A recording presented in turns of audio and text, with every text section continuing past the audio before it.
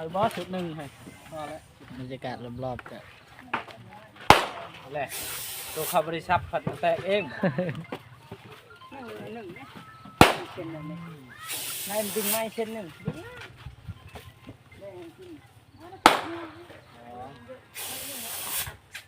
สาธุ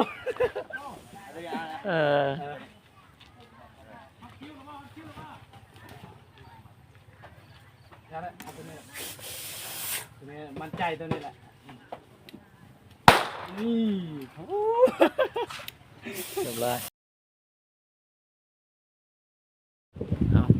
เปิดภาพมาบัดนี้กะพ่อกันว่าคงคือเก่าเนาะพ่อแม่พี่น้องตอนคอยคำลงแรงพี่น้องอยู่ตาม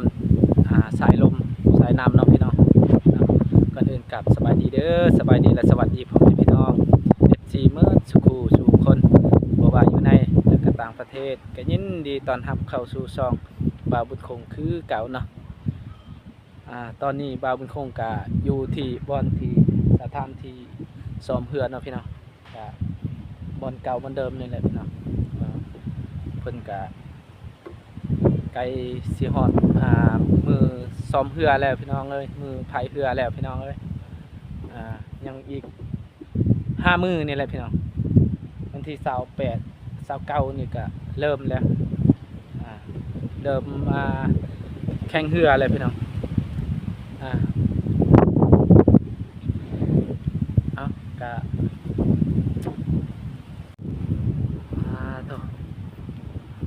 บรรยากาศคอยคำยำแรงพี่น้องจุดชมวิวชมนำพี่น้องอยู่ที่วัดคือเก่าพี่น้อง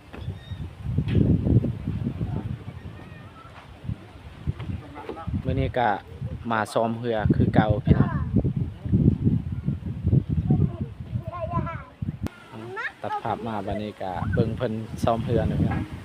เอาสบายดีเด้อดีนะแม่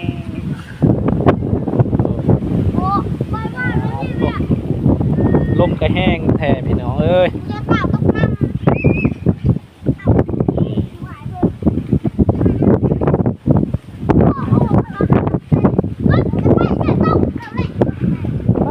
บรรยากาศลมแห้งอยู่เซโปนกะประมาณนี้แหละพี่น้องลมแห้งอะไรจักสิลงน้ำได้หรือว่าพี่น้องเอ้ยเพราะว่ามันหนาวเลยนี่ทางนั้นเพิ่นก็ขายเครื่องขึ้นพร้อมขายขนมข้าวต้ม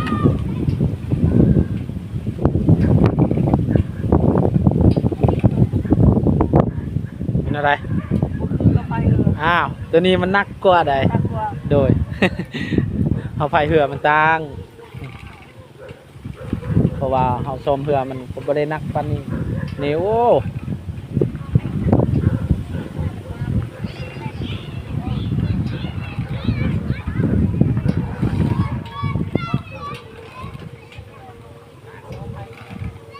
พระเจ้ากันยังบ่มาอยู่เพราะว่าเฮามาก่อนหมู่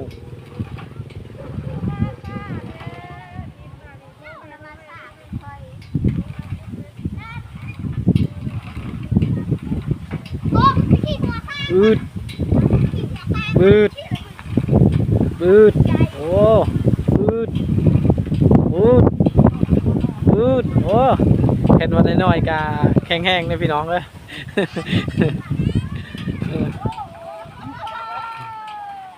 บ่จักเมื่อยเห็นเวียกบ่จักเมื่อยชมเรือเลย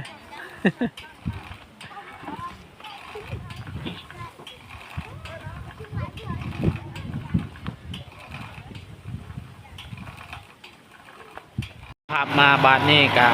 เพิ่นปรับสถานที่เกี่ยมบุญทรงเรือนี่พี่น้อง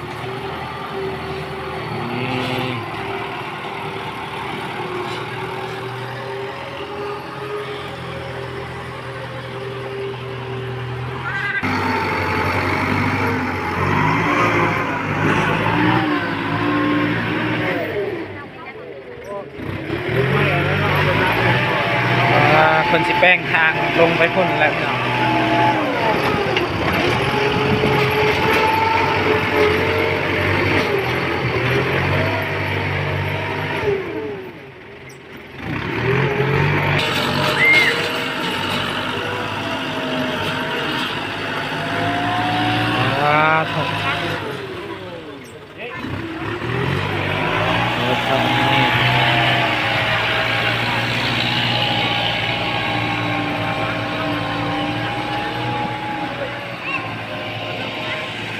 เริ่มคนลายแล้วพี่น้องเพราะว่า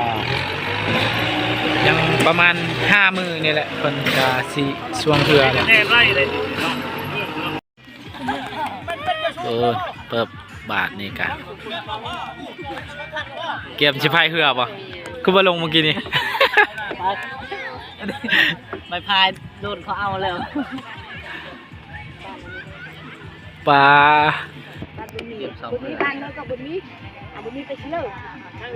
ปีนี้ให้ได้ที่ 1เด้อปีนี้เด้อ โอ้เริ่มแล้วพี่น้องเอ้ย สีทะเลฮันยิ้มเลยสีทะเลฮันเปิดทางหน้าฮันยิ้มหน้า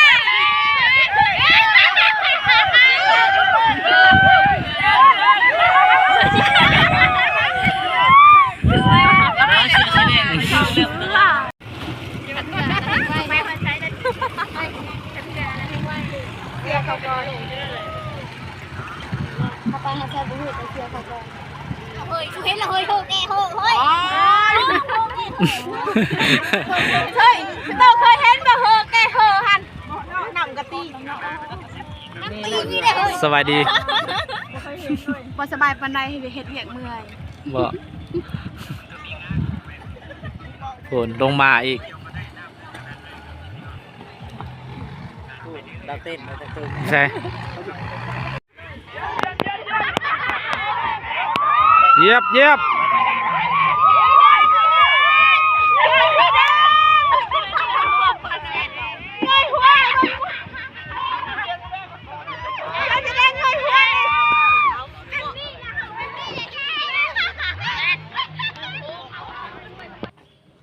คุณเพิ่นก็เกียมแล้วเกียมสถานที่คลายเครื่องคลายคลองแล้วพี่น้องเพราะว่าไกลแล้วเนาะ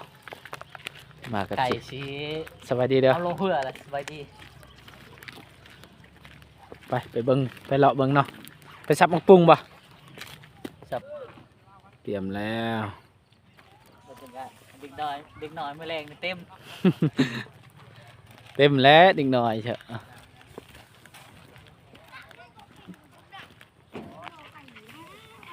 อืม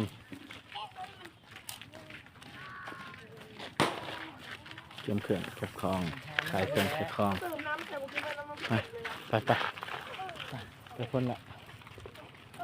ไปซับมักปุ้งก่อนนี่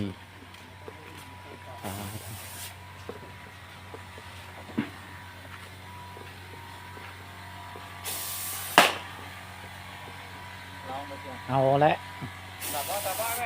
ซับเลยแหละ3 ลูก 10,000เอาลองเบิ่งก่อนจับก่อนลองถึงลองเบิ่งที่มือก ดเลยยังกดแล้ว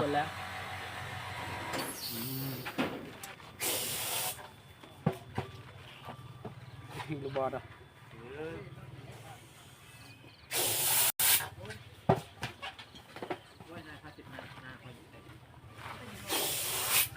ลองเลย เอากระตุ้นก่อนมึง โอ้โห บ่ได้ เรียบ ซ้ำ ร้อยชุดเดียวพอป่ะจากชุด เอาอีกบ่เบิ่งเงินก่อนก็ได้ดิ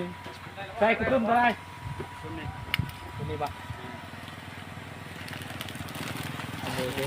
ใน ได้เอา ใน จะเอาให้ลูกสาวบ่โอ้ตัวนี้ใหญ่นะจะใครได้ตัวนี้ 50บ่ พันเลยชุดนี้แหละแล้วก็เบื้องให้ก็มี ตัวนี้ก็แม่นแล้ววะ10,000แล้ววะฮะ ที่พันชุดนี้นี่ นี่เชียวนะตัวนี้เด็ ได้แล้วเอากระตุ้นตัว10,000ตัวได้งามเลยตัวนี้บ่แกะน้อยนี่บ่ให้ลูกสาวครับ น้อยป่ะอันนี้ดิ นี่งามเลย นี่ตัวนี้สีน้ำตาลนะดิเชียว ตัวได้ตัวนี้บ่ ดอกเอาเยอะตัวนั้น นี่ฮะตัวนี้ก็แม่นแล้ววะ10,000แล้ววะ ได้แล้วได้แล้ว สายพอดีกัน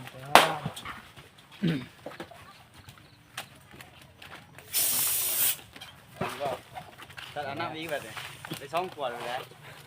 เอาบ่เชียวซับบ่ เอาเลยนะ แต่เสียวซับกับซับรถ เตัวเอกลอง สิ เบิ่ง น้ำมันต้อง เปิดภาพมาบัดนี้ก็คำมืดตื่นตาแล้วพี่น้องเอ้ยฮอดเฮือนฮอดซานแล้วนี่กำลังนอนแล้วบ่เนาะนอนแล้วบ่นอนแล้วบ่โอ้ คุณสบายดี ไปดิ สวัสดีนะกดไทยก่อน โอ้พูดจังได๋ กดไทยก่อนนี่สบายดีนะนี่จะได้ป่ะโอ้ดีใจแล้วเพิ่นปอพี่น้องเอ้ยเพิ่นดีใจแล้วดีใจแห้งแล้ว นับก่อนนับก่อนนับก่อน เอ นับ อ ก่อนเดี๋ยวพ่อ พูน เดี๋ยวพ่อเอา พูน นับก่อน พูนหายอีกเอื่อยจังเลย นับก่อนเดี๋ยวพ่อเอาไหมนับก่อน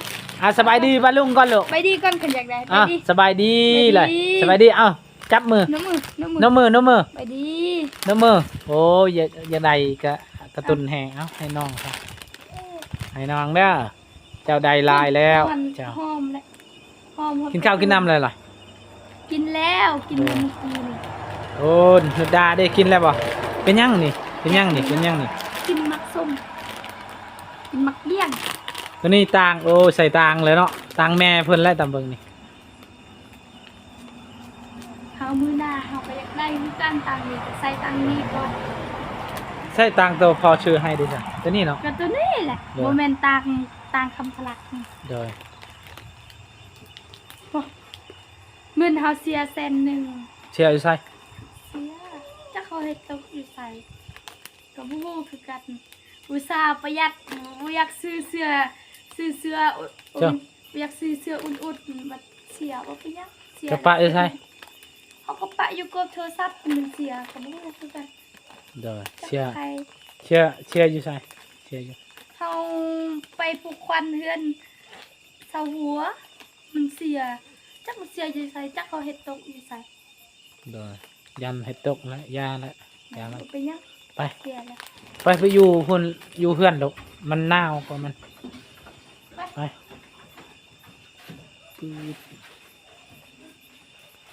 เอาหอดเฮือนหอดซานแล้วเด้อพี่น้องเนาะนี่เน็ตดาโอ้ดีใจแล้วเพิ่นได้กระตุ้นแล้ว อ๋ออ๋อ เออ คุณจุ่มบ่ให้เอาไปถกเอา เอา อ่ะอยากได้ตัวนี้หรืออยากได้ตัวนี้ อยากได้กระตุ้นแห้งแล้วบาดนี้พี่น้องเอ้ย อยากได้ตัวนี้หรืออยากได้ตัวนี้ เรื่องตาว่ามากอ้าวอ้าวนับก่อน เอา ขอบใจ ขอบใจลูกขอบใจพอบ้างขอบใจขอบใจโอ้เป็นไร โอเค เป็นไร เอา เอา เอาตุน เอานั่ง ไปยืนพอ นั่ง ไป เอาอันน่ะสบายดีบ้างลูกสบายดีสบายดีเอานมเอา ไปดิ นมมือนมมือ ไปดี ได้ ไป นมมือ เฮ้ยนมมือ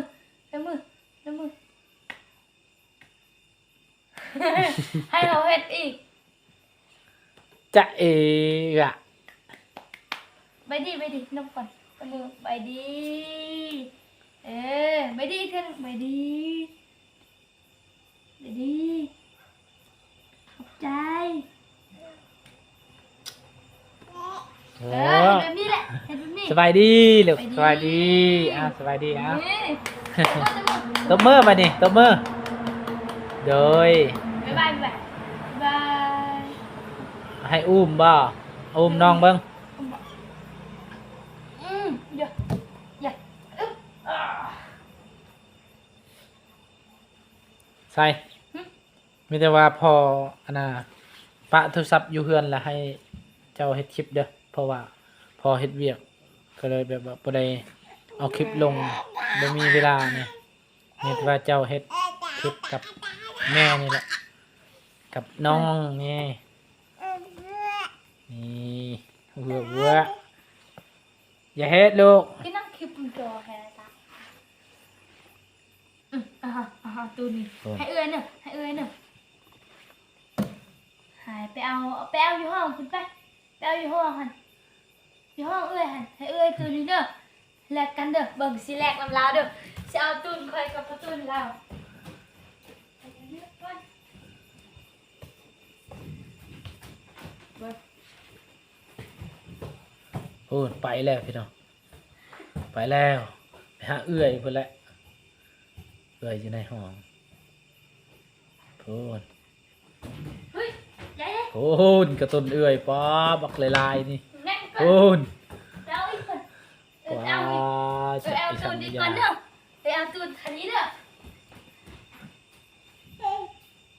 โอ้ดีใจแล้วเพิ่นได้กระตุนแล้วพี่น้องนางยังอยู่เรือนเก่านี่อึ๊บ ก็กระตุนใส่ปลาลายแห้งก็ดีพี่น้อง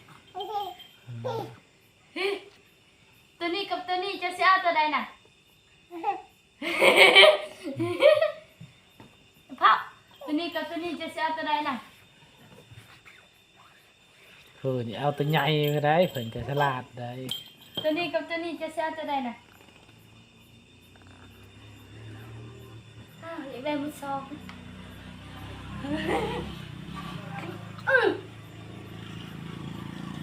พ่อก็บ่ได้ซื้อหยัง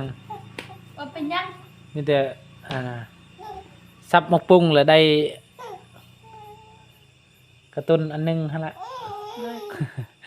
เอ๊ะเอ๊ะเอ๊ะเอ๊ะ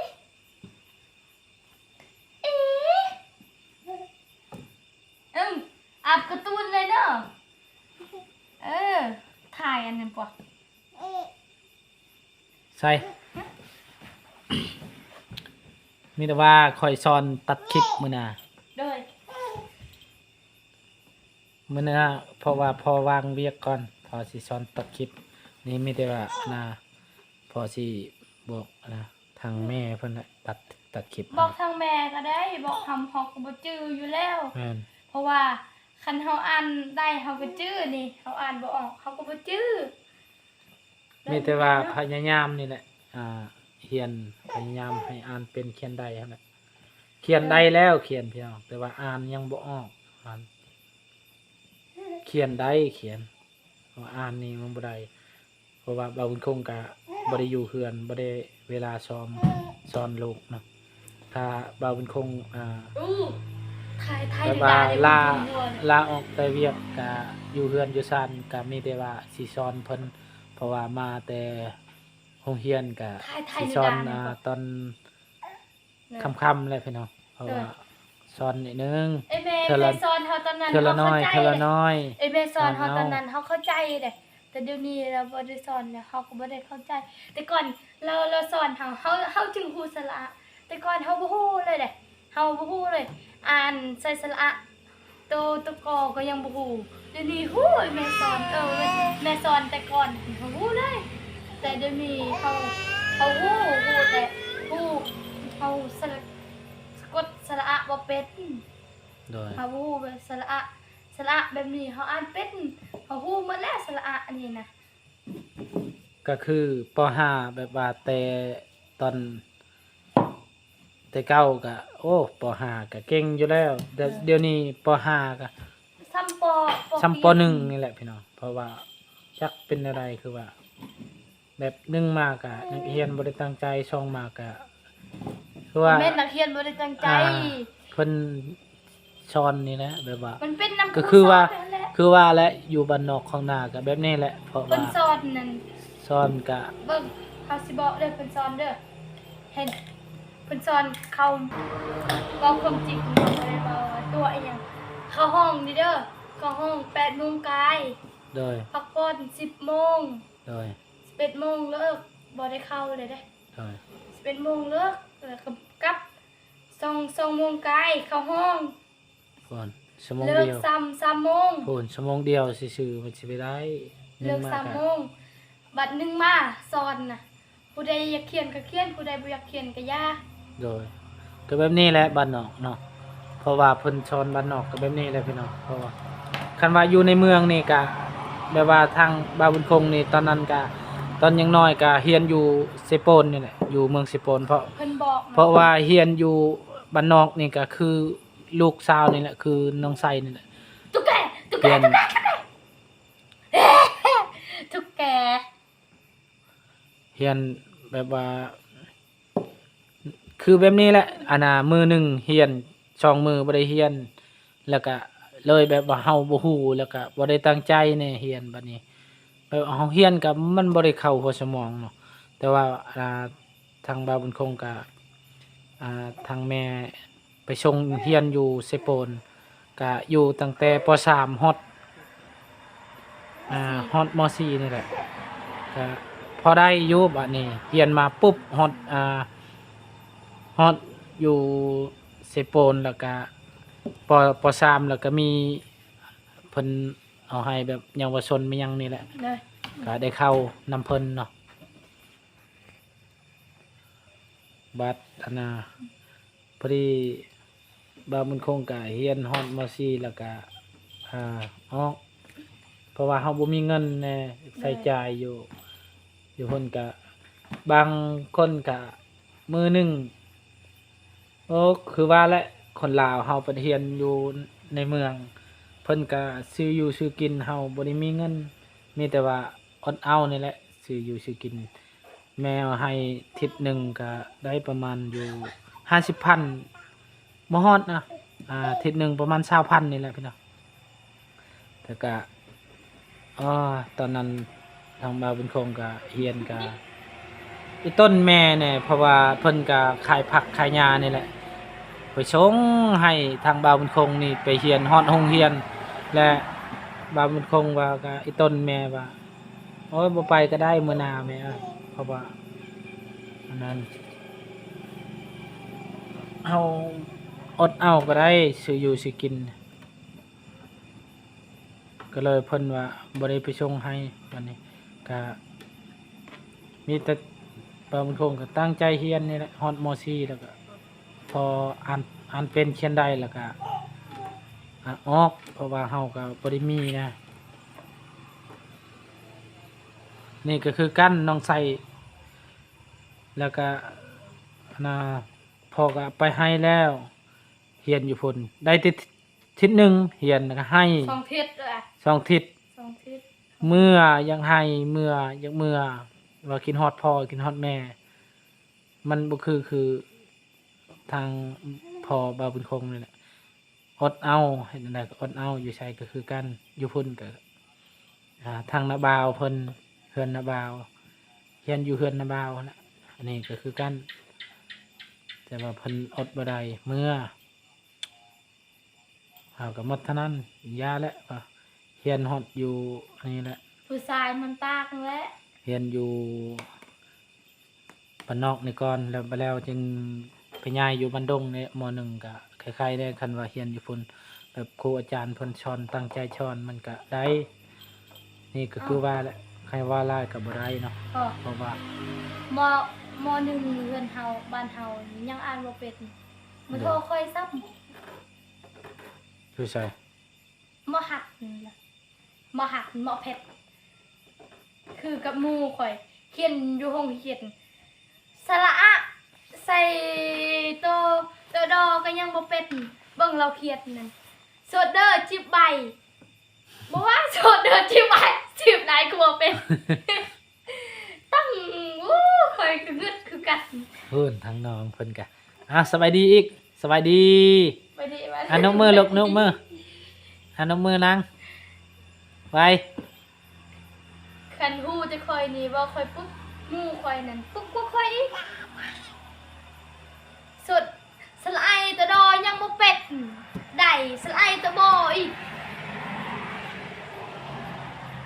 เพราะว่าสลโอดซื่อๆก็บ่เป็ดสลอีซื่อๆก็บ่เป็ดสไลด์เนี่ยแท้ง่ายกว่าหมู่ น้องไซนี่คันว่ามีแบบว่าบอนที่เฮียนแบบว่าตั้งใจแบบเพิ่นสอนก็ตั้งใจพอได้อยู่เพิ่น คอยฮู้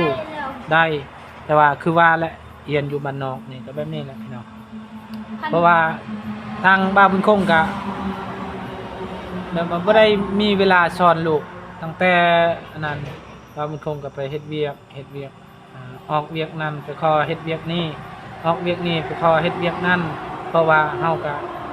คันบ่เฮ็ดก็คือว่าแหละ หมู่คอยผู้หญิงเอื้อยเราสอนเราก็เป็นได้เอื้อยเราสอนเรือนสอน แต่นี่ก็ เป็นเลย ได้เฮือนได้ซ่านก็ขอบบุญขอบคุณทาง เออ ผู้ใหญ่ใจดีและก็ทางทีมงานและ FC หมดสุขุสุขคนที่ติดตามนะครับสมกำลังใจให้ทางครอบครัวบ่าวบุญคงกับนี่แต่ว่าบ่าวบุญคงกับลูกน้องชายก็บ่ได้ลืมบุญคุณเนาะทางเพิ่นก็คือพี่น้องนี่แหละพี่น้องเพราะว่าเพิ่นมาก็เฮาก็ต้อนรับดีเนาะ จักสิดีบ่ดีคือกันแต่บางเทื่อ แล้วก็ เอาอยู่ ได้ซ้ำเฮาได้หั่นแหละเฮาก็แบบนั้นแหละ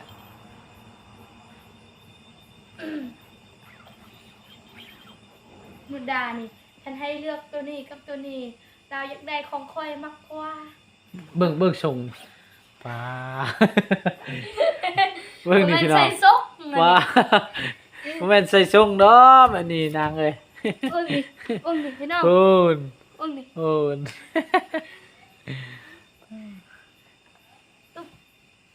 ส่งยาวลุบ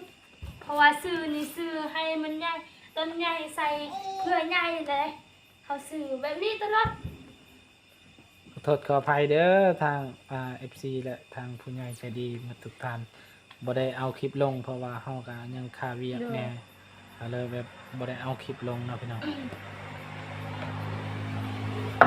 เอา เอาก็สำหรับคลิปนี้ก็สิขอจบไว้เพียงส่ำนี้ก่อนเด้อพ่อแม่พี่น้อง FC หมดสุขุสุขคนเนาะ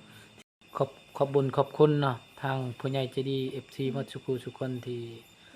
ติดตามนะครับชมของสองบ่าวบุญคงขอให้อยู่ดีมีแห้งคนเจ็บใจความใครอย่ามีเนาะสำหรับคลิปนี้ก็บ่าวบุญคงน้องไซ นุดดา นดดากับคำว่าสบายดีเด้อ ดี